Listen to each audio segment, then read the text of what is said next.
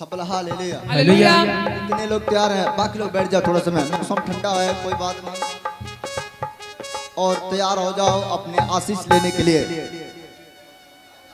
सफल हालेलुया। जो लोग बैठ रहे हैं परमेश्वर आशीष देगा। आप सब लोग आज ठीक हो जाओगे। हट नया गवा से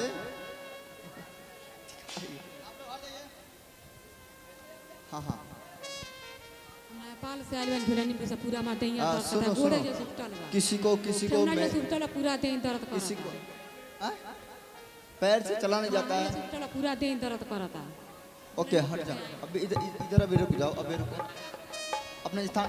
अभी ये जिसके पास होगा ये इसको हम अंदर मिलेंगे स्पेशली, चिंता मत करो, अपने पास रखो। सब हालेलुया। हालेलुया। अब तैयार हैं? मेरा मेरा बाइबल दे दो, बाइबल दो जल्दी से।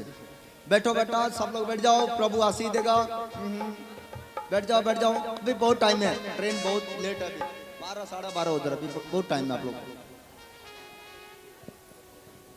बारिश करो, हवाओं से क्यों डरो, हवाओं से क्यों डरो, तूफानों से क्यों डरो, जब यीशु जो मेरे साथ है, मैं क्यों घबराऊं, मेरा यीशु जो सबसे महान है, क्यों घबराऊं, मेरा यीशु जो सबसे महान है। उठाओ उठाओ हालेलुया। उठाओ, खड़ा करो खड़ा करो खड़ा करो खड़ा करो। मैं आदेश करता हूँ यीशु के नाम से, ये बीमारियां इसके शरीर से निकल जा। मैं तुझे आदेश करता हूँ, छोड़ दो। हाँ हाँ बैठ जाओ बैठ जाओ बैठो, हालेलुया। बैठ जाओ अपने स्थान पर। मेरा बाइबल दे दो।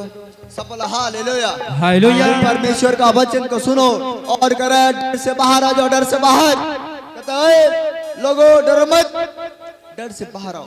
देख लेंगे, अभी वचन पढ़ लेने दो, थोड़ा सा वचन पढ़ लेने दो। आप सब लोग अपने अपने स्थान पे बैठ जाइए, पहले वचन सुनिए, प्रभु आपको आशीष देंगे। आप लोग अपने जगह पर बैठ जाइए। इसको भी हटाओ यहाँ से, यहाँ नहीं बैठाओ। लेडीज कहाँ भाग गई छोड़ के? हाँ सुनो ध्यान से, आज बड़े सारे लोगों को पता नहीं है परमेश्वर बरकत कब देता है। कहता है मांगने से देता है। कहता है जो कोई मांगता है उसे बरकत मिलता है, लेकिन कहता है कैसे मांगना है। कहता है विश्वास के साथ मांगना है, प्रार्थना के साथ मांगना है। कहता है मांगो तो दिया जाएगा, ढूंढोगे पाओगे, खटखटाओगे खोला जाएगा। आज बड़े सारे लोगों को पता नहीं है कि हमें मांगना पड़ता है। एक व्यक्ति को अगर भूख लगता है, बच्चा को मांगता है, रोता है, मांगता है। अगर आप मांग रहे हो, परमेश्वर आपको देने के लिए जा रहा है यीशु मसीह के नाम से। हालेलुया। परमेश्वर आपको देने के लिए जा रहा है, क्योंकि विश्वास करो, मांगने वाले के लिए परमेश्वर रास्ता खोलता है। सब बोला हालेलुया। हाँ एक वचन लिखाऊंगा, मरकुस 11:24।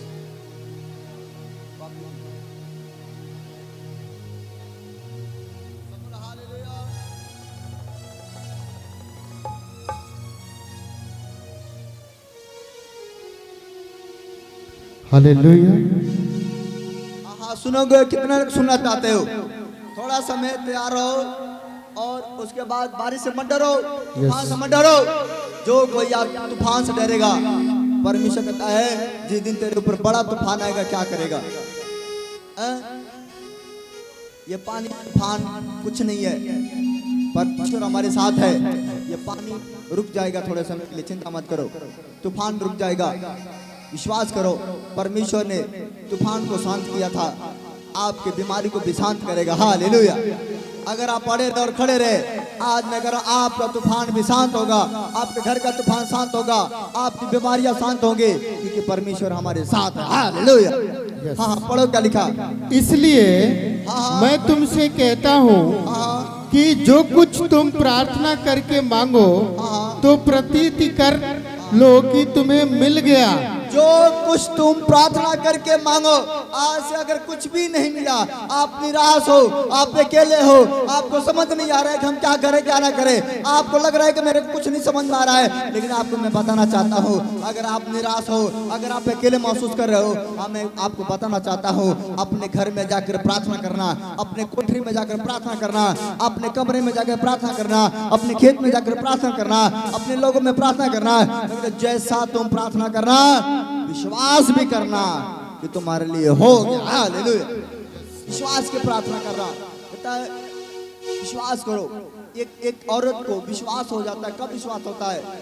उसको जब पेट में बच्चा नहीं होता, जब प्रेगनेंसी होता है, उल्टी होता है, बेचैनी होता है, उसको विश्वास हो जाता है कि मैं गर्भवती हूँ। मैं कह रहा हूँ आपको लक्षण परमेश्वर दिखाएगा जब आपकी बीमारी हल्का हो जाए, जब आपकी समस्या हल्का हो जाए, जब आपकी परेशानी हल्का हो जाए। विश्वास कर लो कि आपकी समस्या जा चुका है। हालेलुया।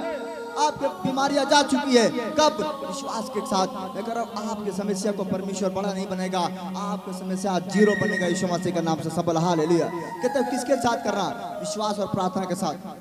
प्रार्थना करना कितना लोग जानते हैं? आवाज नहीं दे रहा है। मैं क्या कर रहे तुम लोग? इतना जोर से आवाज देना पड़ रहा है। आवाज बढ़ा इसको। हालेलुया। सबल हालेलुया। आवाज दे बाबू, इसका और आवाज दे। हालेलुया। इसका आवाज बढ़ा, इसका आवाज बढ़ा। हाँ सुनो, आपको क्या करना है? विश्वास और प्रार्थना। प्रार्थना करना सिखाऊं क्या? कितना लोग प्रार्थना करना सीखना चाहते हैं? आज मैं पहले प्रार्थना करना सिखाता हूं। आपको बाइबल के अंदर एक प्रार्थना दिया गया। यीशु मसीह के पास चले गए। यीशु से एक बात कहे, यीशु मुझे सब पता है लेकिन एक काम कर, आज तुम मुझे प्रार्थना करना सिखा। हम कौन सी प्रार्थना करें कि हमारा गरीबी ठीक हो जाए? हम कौन सी प्रार्थना करें कि हमारे समस्या ठीक हो जाए? हम कौन सी प्रार्थना करें कि तुझे जान सके, तेरे पास आ सके, तेरा महिमा कर सके? कौन सी प्रार्थना करें? परमेश्वर ने अपने चेलों को कहा मैं प्रार्थना करना सिखाता हूँ, तुम प्रार्थना करना सीखो। सब बोला हालेलुया। चर्च का प्रार्थना क्या है? सुनो ध्यान से, मेरे साथ बोलो। बोलोगे हे हमारे पिता। जोर से बोलो, हे हमारे पिता, हे हमारे पिता, तू जो स्वर्ग में। हे हमारे पिता। कैसे बोलोगे? हे हमारे पिता। किसका पिता? हमारे पिता। तू कहाँ है? स्वर्ग में। तू जो स्वर्ग में है, तेरा नाम पवित्र माना जाए। तेरे राज आए, या तेरे राज आए। मतलब परमेश्वर से बोलना है, परमेश्वर तेरा राज जो स्वर्ग में वो पृथ्वी पर भी आए। आप समझ रहे? कहते तेरे राज क्या करे? आए। तेरी इच्छा जैसे स्वर्ग में पूरी होती है वैसे पृथ्वी पे पूरी हो। हमारे दिन भर की रोटी आज हमें दे। प्रार्थना में क्या मांगना है? रोटी को मांगना है। आज बहुत सारे लोग खाना खाते हैं लेकिन प्रार्थना नहीं करते हैं, उस पर दुआ नहीं करते हैं। इसके कारण क्या होता है? गैस बनना, दर्द होना, पेट में पथरी होना, तरह तरह की बीमारियों का सामना करना पड़ता है। जब भी रोटी खाओ तो प्रभु का धन्यवाद करो। प्रभु तेरा धन्यवाद, तूने मुझे रोटी दिया। जब भी खाओ तो क्या करो? प्रभु का पहले धन्यवाद करो कि प्रभु तेरा धन्यवाद हो कि तूने मुझे क्या दिया? रोटी खाने को दिया, सुबह को दिया, शाम को दिया, दोपहर को दिया। जितना बार खाओ उतने बार प्रभु का क्या करो? धन्यवाद करो। बहुत सारे लोग ऐसे हैं कि जिनके रोटी भी नसीब नहीं हो रही है। आप समझ रहे? लेकिन अगर हमें और आपको रोटी ज्यादा मिल रहा है तो प्रभु का धन्यवाद करो कि प्रभु तूने मुझे रोटी दिया। पानी जब भी पीते हो तो प्रभु से धन्यवाद करो, प्रभु तूने मुझे पानी पीने को दिया। आज बहुत सारे लोग रिश्तेदारी चले जाते हैं, परदारी में चले जाते हैं, गांव में चले जाते हैं, किसी घर जाते हैं, आपको पता नहीं है कि एक गिलास पानी के अंदर क्या मिलाया गया है। हो सकता है कि आप ऐसा रिश्तेदारी चले गए हो, वहां पर कोई लौंग डाल दिया हो, कोई ऐसा जादू टोना करके पानी को बांध दिया हो और आपको कह रहा है कि आप तो मेरे बेटी हो, आप मेरा बहू हो, मेरा ये हो वो हो, एक गिलास पानी मेरे हाथ से पी लो। आपको लगेगा कि मेरा मौसी है, मेरे काकी है, मेरे चाची है, मेरे या मेरे फुआ है। आप कहोगे ठीक है पिला दो, आप पी लोगे और पीने के बाद क्या होगा? पेट में बीमारियां स्टार्ट हो जाएंगी। लेकिन जब आप प्रार्थना करके पियोगे, जब आप यीशु के नाम लेके पीते हो कि हे प्रभु, हे पिता, आपके नाम से पानी को पी रहे हैं, उसको सुनाना नहीं है। कुछ बटल दो मेरे को, पानी का बटल, कुछ पानी का बटल दे दो, कोई भी। हाँ कोई भी दे दो, पीना नहीं, वैसे से दे। जैसे मान लो कि किसी ने पानी पीने को दिया, आपके मौसी लगेगी, चाची लगेगी, काकी लगेगी, मामा लगेगा, मामी लगेगी, क्या लगेगी, पानी आप लो। आप बोलो ठीक है हम पानी पी लेते हैं। अब पानी उठाओ और मने मने बोलो हे प्रभु, हम नहीं जानते इस पानी के अंदर क्या है। आज के ज़माना में किसी के ऊपर विश्वास करना बहुत मुश्किल है कि नहीं? कोई नहीं जानता है कि किस भेष में कौन हमारे साथ धोखा कर सकता है। परमेश्वर का धोखाबाज आदमी कहाँ था? प्रभु के साथ था। हमारा धोखा करने वाले लोग बाहर से नहीं आएंगे, हमारे ही लोग होंगे। आप समझ पा रहे हैं कि नहीं?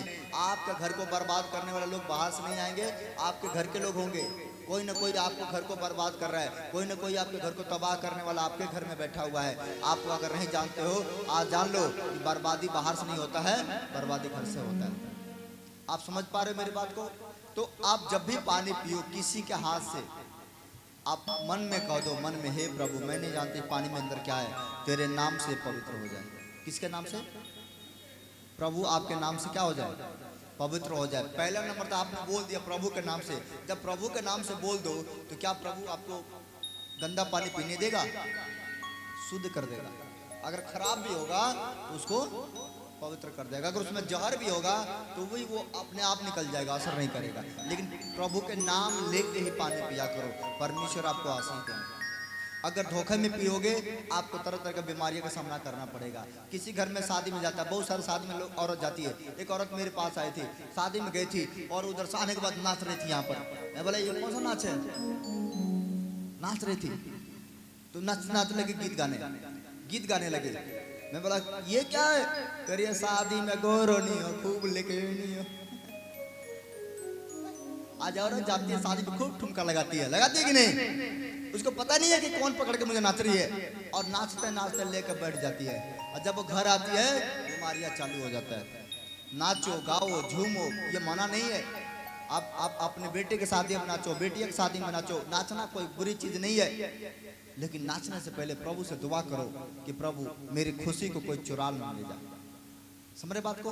बेटी की शादी करो, बेटा की शादी करो, लेकिन प्रभु से जरूर प्रार्थना करो कि मेरे प्रभु मेरी बेटी की शादी है, बेटा की शादी है, इस बेटा का शादी में, बेटी की शादी में किसी का बुरा नजर ना लग जाए। एक बार बोलो तो सही है? जब किसी व्यक्ति को मालिक बनाओगे, जब घर में किसी का मालिक बनाओगे तब ना घर का रक्षा करेगा। जब घर में कोई मालिक नहीं रहेगा तो रक्षा कहाँ से होगा? आप देखो घर सुंदर होता है ना, सुंदर घर से काम नहीं चलता है। घर के गेट पर दरवाजा लगाना पड़ता है। जिसके घर में दरवाजा नहीं है उसके घर में बरकत नहीं है। दरवाजा क्यों लगाते हो आप लोग? किस लिए? कोई बताए मुझे, किस लिए दरवाजा लगाते हो? दरवाजा इसलिए लगाते हो कि कोई कुत्ता घर में ना घुस जाए, चोर ना घुस जाए, कोई बदमाश घर में ना घुस जाए। इसलिए दरवाजा के साथ साथ किल्ली भी लगा देते हो। जब एक घर का गेट को किल्ली लगा सकते हो तो क्या ये घर नहीं है? क्या हमारा शरीर भी एक घर नहीं है? इस पे भी गेट लगाओ, इसमें भी ताला लगाओ मुंह में। बात समझे कि नहीं?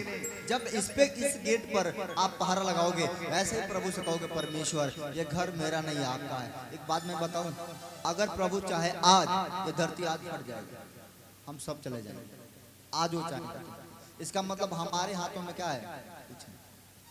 बाइबल में लिखा है कि एक बात बताओ, तुम्हारा बाल भी तुम नहीं जानते हो कि पाकेगा कब, गिरेगा कब, खत्म कब होगा, ये हम जानते हैं। तुम एक बाल भी संभाल नहीं पाओगे। ये बाल आज धो कल टूट जाएगा, टूटेगा कि नहीं? एक बाल का भी रक्षा हम नहीं कर पाते। हमारा बस में हमारा बाल ही नहीं है तो हमारा जिंदगी कहाँ है? सब कुछ किसके हाथ में है? प्रभु का हाथ में। सफल हालेलुया। किसके हाथ में है? इसका मतलब समझ लो कि दुनिया में यहाँ पर जो कुछ है वो प्रभु का है। प्रभु मेरा मालिक है। जो कुछ करना है प्रभु से पूछ के करना है कि प्रभु मैं करूँ कि ना करूँ। मालिक से पूछ के करने से फायदा ये होगा कि अगर सही होगा तो हमें मदद करेगा, गलत होगा तो हमें रोक देगा।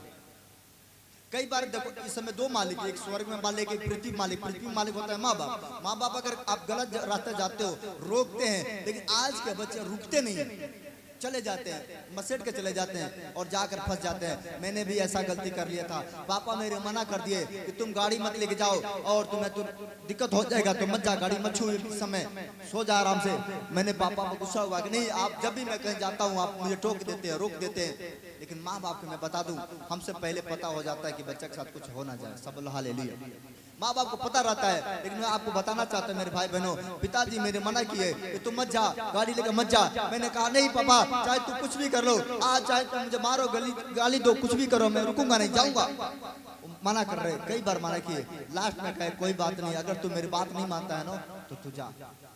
हमने गया, गाड़ी चलाया, गाड़ी चला रहा था, मैंने ऐसा गिरा, ऐसा दुर्घटना मेरे साथ हुआ, ये मेरा फट गया था, इसमें इकड़ी समा गया था। और गाड़ी का पूरा धजिया उड़ गया था आगे का। और जब मैं गेट पर घर आया, जब मैं गिरा तभी मुझे याद आ गया कि मेरे पापा क्या किए थे, मना किए थे। जब मैं गिरा तब मुझे याद आ गया। मैं कह रहा हूँ आपको अभी नहीं याद आएगा, बहुत सारे बच्चों को अभी नहीं पता लगेगा कि मेरे माँ बाप क्यों मना करते हैं, अभी नहीं पता लगेगा, लेकिन जिस दिन फंस जाओगे उस दिन जरूर मालूम हो जाएगा कि मेरे माँ बाप क्यों रोक रहे थे। इसलिए बाइबल कहता है माता पिता का आज्ञाकारी बनो, उसकी आज्ञा को मानो, और जहाँ भेजते वहाँ जाओ, क्योंकि जहाँ भेजेंगे वो वहाँ तुम्हारा सुरक्षा लेकर भेजेंगे। लेकिन जो अगर अपने मन से जाता है तेरे साथ कोई सुरक्षा नहीं होगा, इसलिए तो फंस जाएगा। आप समझ रहे मेरी बात को कि नहीं? इसलिए दो हमारे आज्ञा का, दो आज्ञा मानना है। पहला आज्ञा हम प्रभु को माने, दूसरा आज्ञा अपने गुरु को मानते हैं, तीसरा आज्ञा अपने माँ बाप को मानते हैं। मानना जरूरी है, यदि मानते हैं तभी हम आगे रहेंगे, नहीं तो हम सबसे पीछे हो जाएंगे। सब बोला हालेलुया। इसलिए आप तैयार प्रार्थना सुनने के लिए, प्रार्थना करने के लिए। इसलिए जब भी आपको रोटी खाना हो तो प्रभु का क्या करना होगा? धन्यवाद करो कि प्रभु तेरा धन्यवाद, तूने मुझे रोटी खाने को दिया। पानी पियो किसी हाथ से, धन्यवाद किया करो, परमेश्वर आपको बरकत देगा। और क्या करा? दिन भर की रोटी आज हमें दे, जिस प्रकार, उसका आगे बोलना है जिस प्रकार, बोलो जिस प्रकार हमने अपने अपराधों को क्षमा किया है, तू भी हमारे अपराधों को क्षमा कर। समझ गए? आपको क्या करना है कि आपने दूसरे को अगर गलती किया है, मैं बता दूं आपको, गुस्सा करो, क्रोध करो, नफरत करो, बुरा नहीं है। आप गुस्सा करते हो बुरा नहीं है, आप थोड़ा समय के लिए नफरत करते हो बुरा नहीं है, लेकिन मैं बताता हूँ बुरा करो लेकिन पाप मत करो। गुस्सा करो लेकिन पाप, गुस्सा किसी व्यक्ति पर करना है, करना बुरा बात नहीं। अपने बच्चों पर गुस्सा करो। बाइबल कहता है जो व्यक्ति अपने बच्चों को छड़ी छड़ी मारता है वो बेवकूफ आदमी होता है, क्योंकि आगे चलकर वो बच्चा अपने बाप को मारने लगेगा। इसलिए बच्चों को गार्डिंग करना आपका फर्ज है। अगर आज बच्चा मुंह से गंदा बात बोलता है और उस व्यक्ति को, बच्चा को नहीं डांटते हो, नहीं छड़ी मारते हो, कल वो बोलते बोलते आपका गला पकड़ लेगा। इसलिए बाइबल कहता है गुस्सा कर, अपने बच्चों को क्या कर? छड़ी से मार, ताकि वो गलती ना करे। कितनी मेरी बात समझ पा रहे हो? बच्चों को समझाना आपका कर्तव्य है, बिगाड़ना आपका कर्तव्य है। बच्चा बिगड़ता है तो अपने घर से बिगड़ता है, बाहर से नहीं बिगड़ता है। बच्चा को बिगड़ने का मेन रीजन घर। अगर घर में अगर कोई तम्बाकू खाने वाला बच्चा है, व्यक्ति है, अगर मेरे पिता तम्बाकू खाने वाला है तो बच्चा पक्का तम्बाकू खाएगा। अगर मेरे पिता नशा करने वाला, दारू पीने वाला है तो मैं पक्का नशा करूंगा, क्योंकि जो मेरे बाप कर रहे हैं, जो मेरी पीढ़ी में कर रहे हैं, उसका प्रभाव मेरे ऊपर पड़ेगा ही पड़ेगा। आप समझ पा रहे कि नहीं? इसलिए उस पर ध्यान देना आपको। और आपको क्या करना है? आपको प्रार्थना करना है, आपको दूसरे का अपराध क्षमा करना है। समझा जा, अगर मान लो इस व्यक्ति मैंने गुस्सा किया, गुस्सा करो इस पे, नाराज हो जाओ। देखो मैं कई बार नाराज होकर डांटता हूँ, बोलता हूँ, लेकिन इसका मतलब थोड़ी होता है मैं दिन भर नाराज रहता हूँ, तुरंत निकाल देता हूँ। मैं इस पर नाराज हो गया मान लो, और नाराज होकर कब तक नाराज रहूंगा? कहता है तेरा गुस्सा कब तक रहना चाहिए? जब तक दिन हो। किसी के ऊपर गुस्सा कब तक रहे? जब तक दिन हो। कहता एक काम बता, एक बात बता, तेरा गुस्सा से बढ़कर सूरज का गुस्सा है। सूरज का तापमान देखो कि नहीं? सूरज उगता है तो तापमान होता है कि नहीं? उसके अंदर कितना गुस्सा है, कितना आग है, आग है कि नहीं उसके अंदर? कहता है कि जब आग शाम को ठंडा हो जाता है तो तेरा गुस्सा भी शाम को ठंडा हो जाना चाहिए। सब बोला हालेलुया। एक आग उगा हुआ सूरज ठंडा हो सकता है, लेकिन आज लोगों का गुस्सा ठंडा नहीं होता है। ये कारण है कि हम अपने आप में मरे जाते हैं। गुस्सा शांत कर दो, अपने आप को मतलब माफी मांग लो, और दूसरों को जैसे शाम हो जाए अपने भाई को माफ कर दो, बहन को माफ कर दो, माँ को माफ कर दो, बेटे को माफ कर दो, बहन का मतलब जो भी गलती किया उसको शाम होने से पहले क्या कर दो? जैसे दिन डूब जाए अपने गुस्सा को क्या कर दो? शांत कर दो, गलती को माफ कर दो। रात को सुकून को नींद आ जाएगा। अगर माफ नहीं करोगे रात भर सो नहीं पाओगे। कितने मेरी बात समझ पा रहे हैं? इसलिए कहता है दूसरे के अपराध को क्या करना है? हमें क्षमा करना है, माफ करना है। हम कौन होते हैं किसी ऊपर क्रोध करने वाला? हम कौन होते हैं गेठरी बांधने वाला? आज बड़े सारे लोग औरत क्या करती है? गेठरी बांध देता नहीं, गेठरी कबो ना बोले, और 3 दिन के बाद फिर बोलती है। मजबूरी है, क्या फायदा गेठरी बांधने से? गेठरी बांधती है, मेरे बेटा तेरे दरवाजे पर कभी नहीं जाएगा, और चौथा दिन पता लगता है बेटा उसके दरवाजे पर जाकर बैठा हुआ। कितना भी गठरी बांधो फिर बच्चा चले जाता है। अरे जब तुमको पता है कि तुम्हारे हाथ में, तुम्हारे बस में कुछ नहीं है, कभी गठरी मत बांधो। ये बोलो हम गठरी नहीं बांध पाएंगे, हमारा बच्चा जा सकता है, हम बोल सकते हैं। अरे दुश्मनी कब तक है पड़ोसी से? आज है, कल है, परसों, एक दिन ऐसा आएगा मेरा पड़ोसी मेरे घर आएगा, हम पड़ोसी घर जाएंगे। उससे गठरी मत बांधो। परमेश्वर से प्रार्थना करो, प्रभु मैंने इसको माफ करता हूँ। हालेलुया। आपको क्या करना है? माफ करना है कि नहीं? अपने पड़ोसी को माफ करना है कि नहीं? अपने गांव के लोगों को, नगर को, पड़ोसी को, चाहे बेटा हो बेटी हो, जो भी गलती किया है माफ कर दो। कहता है यदि तू दूसरे गलती माफ करेगा तो मैं भी तुम्हारी गलती को क्या कर दूंगा?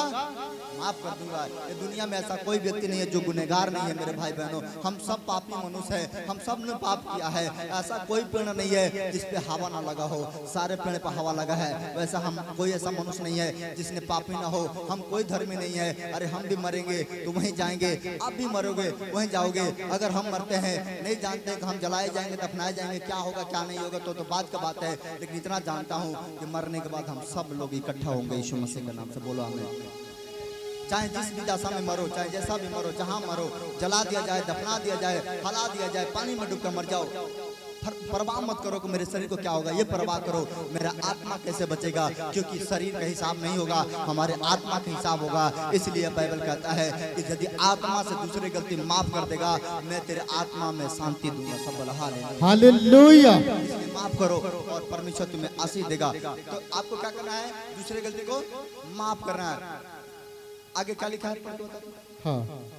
हाँ, और जिस प्रकार हमने अपने अपराधियों को क्षमा किया है, क्षमा किया है, वैसे ही तू भी हमारे अपराधों को क्षमा कर। वैसे प्रभु से ये भी कहना है, प्रभु मैंने इसको क्षमा कर दिया, माफ कर दिया, प्रभु तू भी मुझे माफ कर दे। मैं आपको बता दूं, सबसे बड़ा पापी मैं भी हूँ। ऐसा नहीं हूँ मैं धर्मी हूँ, मैं धर्मी नहीं हूँ। इसलिए मैं भेदभाव नहीं है मेरे पास। है कोई भेदभाव? मैं मार्केट में जाऊंगा नहीं पहचानूंगा। मैं कोई ऐसा नहीं हूँ कि मैं भेष बनाकर बैठा हूँ। नहीं, परमेश्वर मेरे भेषों में नहीं, परमेश्वर मेरे कपड़े में नहीं, परमेश्वर मेरे शक्ल में नहीं, परमेश्वर मेरे अंदर रहता है। इसलिए अगर अंदर साफ है, चेहरा चमकता रहेगा। हालेलुया। ऊपर से चमकाओ मत। आज बड़े सारे लोग ऊपर चमकाते हैं। आज एक औरत को मैं देखा था चर्च में, वो ऊपर से चमका रही थी। वो क्या कर रही थी? मैं गया था चर्च में, बैठा था, मैं भी नीचे सोया था, वो मेरे बगल में थी। मैं देख रहा था, शीशा लेकर गई थी। आज का औरत शीशा बिना शीशा के जाते नहीं है। कहीं जाती है तो शीशा जरूर लेकर जाएगी। वो शीशा लेकर जाएगी, कंघी लेकर जाएगी, पूरा श्रृंगार लेकर जाती है। और जाकर वो क्या कर रही थी? वो जितना बार पानी पी रही थी, वो क्या कर रही थी? मुंह में लगा कर रखी थी। समझ रहे कि नहीं? पानी पी रही थी, फिर लगा कर लगाती थी। चाय पी रही थी, फिर खत्म हो जाता तो फिर लगा रही थी। मैं बोला ये कौन सी प्रार्थना करने आई है? अब उसको बीमारी भी था, उसके शरीर में सफेद दाग था, उसके बॉडी में सफेद दाग था, लेकिन मुंह का इतना ना सजावट कर रही थी। मैंने मन में सोच रहा था, परमेश्वर काश ये मन को सफाई कर लेती, इसका बीमारी जड़ से खत्म हो जाता। हालेलुया। आज ये मन से सफाई नहीं करती है, ऊपर की सफाई कर रही है, बार बार फेर लबने लगा रही है, बार बार टीका कर रही है। फिर लबने लगाने से कोई साफ होता है क्या? अरे जो खुदा ने बनाया है उसको कौन बदल सकता है? आप सुन रहे कि नहीं? हमारे पाउडर क्रीम खत्म हो सकता है, लेकिन अगर मन साफ हो गया, मैं कह जो मांगोगे मिल जाएगा। Yes, hallelujah. मन का साफ कर दो एक बार। परमेश्वर कहता मैं मन में रहता हूँ, तुम्हारे शक्ल में नहीं रहता हूँ, कपड़े में नहीं रहता हूँ। अगर मैं भेष बना लूं और मेरे पास प्रभु का आत्मा ना हो, मेरे पास शैतान हो, तो क्या करूं? क्या फायदा? आप समझ रहे नहीं? इसलिए क्या करना है कि दूसरे का अपराध भी क्षमा करना है, परमेश्वर का मन में बैठाना है, परमेश्वर आपको मिल जाएगा। सब हालेलुया। हाँ, क्या लिखा है पढ़ो। और हमें परीक्षा में न ला, परंतु बुराई से बचा। सुबह उठ कर कहना कि हे प्रभु सुबह हो गया, आज पूरा दिन हमें सुरक्षित रख, हमें परीक्षा में आज मत आने दे, परीक्षा से क्या कर बचा। हाँ हाँ, क्योंकि राज्य और पराक्रम, क्योंकि राज्य और पराक्रम और महिमा सदा तेरे ही है, आपका ही है। आमीन। प्रार्थना करना सीखे? नहीं सीखे? अब मैं बताता हूँ आपको प्रार्थना करना। बोलो, हे हमारे पिता तू जो स्वर्ग में है, तेरा नाम पवित्र माना जाए, तेरे राज आए, तेरी इच्छा जैसे स्वर्ग में पूरी होती है वैसे पृथ्वी पूरी हो। हमारे दिन भर की रोटी आज हमें दे, जिस प्रकार हमने अपने अपराधियों को क्षमा किया है, तू भी हमारे अपराधों को क्षमा कर। परीक्षा में ना ला, परंतु बुराई से बचा, क्योंकि राज पराक्रम महिमा सदा आपका ही है। आमीन। मतलब आमीन मतलब होता है कि जो कुछ है प्रभु आपका है, सब जो मैंने प्रार्थना किया उससे स्वीकार हुआ, इसलिए रिसीव करते हैं। आमीन। सफल हालेलुया। आमीन के मतलब होता है, जैसे उर्दू में आमीन बोलते हैं और हम अपने भाषा में अगर ऐसे बोले तो होता है कि पूरा हुआ। जो कुछ मैंने कहा वो सब पूरा हुआ, सफल हुआ। जैसे अब कुछ भी आदमी बोलता है तो उसको समझ लो कि मैंने कुछ चीज कोई मांग रहा है। अगर आप हम इनसे कुछ मांग रहे हैं, जैसे एक व्यक्ति यहाँ खड़ा है, सुन लो ध्यान से, तो मैं इसको कहा मुझे बाइबल दो, मुझे क्या दो, बाइबल दो, तो ये